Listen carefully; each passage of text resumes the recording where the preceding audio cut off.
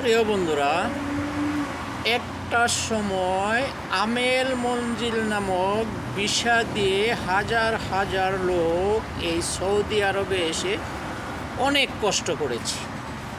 অনেকে ধরা দিয়ে দেশে চলে গেছেন, অনেকে শত কষ্ট করার পরও থাকার চেষ্টা করেছেন। তারপরে গিয়া সরকার একটা পর্যায়ে এই ভিসাগুলি ট্রান্সফার করার একটা ঘোষণা দিয়েছেন। তখন হয়তো কিছু লোক ট্রান্সফার হয়েছেন বা কাজ পেয়েছেন, কিন্তু বেশিরভাগ লোকই দেশে ব্যাক করেছেন। কিন্তু বর্তমানে এই 1 বছর যাবৎ আমেল আইডি নামের যে বিষয় আসছে, লক্ষ লক্ষ লোক সৌদি আরব আসার পরে কিন্তু তারা কাজ পাচ্ছে না।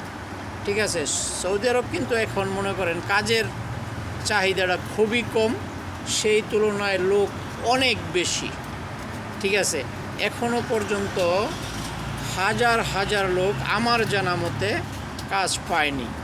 যারা তাদেরকে নিয়ে আসছেন, অর্থাৎ যাদের মাধ্যমে এই আমেল আইডি বিষয়ে লোকগুলি আসছে, আসার পরে তাদেরকে মনে করেন যে এক এক জায়গায় রেখে দিছে, তারপর থেকে তারা কোনো রেসপন্স নিচ্ছে না। তাহলে এই লোকগুলি এখন কোথায় যাবে, কি করবে? সৌদি আরব আসলেই কি কাজ পাওয়া যায়? সৌদি আরব আসলেই কি কাগজপাতি হয়ে যায়? অনেককে কন্ট্যাক্ট করে নিয়ে আসছে 15 মাসের ডকুমেন্ট দেবে, কিন্তু 1 মাসেরও দেয়নি। কেউ কেউ হয়তো 3 মাসের ডকুমেন্ট দিয়েছে, তারপরে আর কোনো খবর নেই। যে সমস্ত লোকগুলি এই আমেল আইডি বিষয় আসছে, আমার জানা মতে এখন 1 বছর হয়ে গেছে, অনেকের কোনো ডকুমেন্টস তারা পায়নি।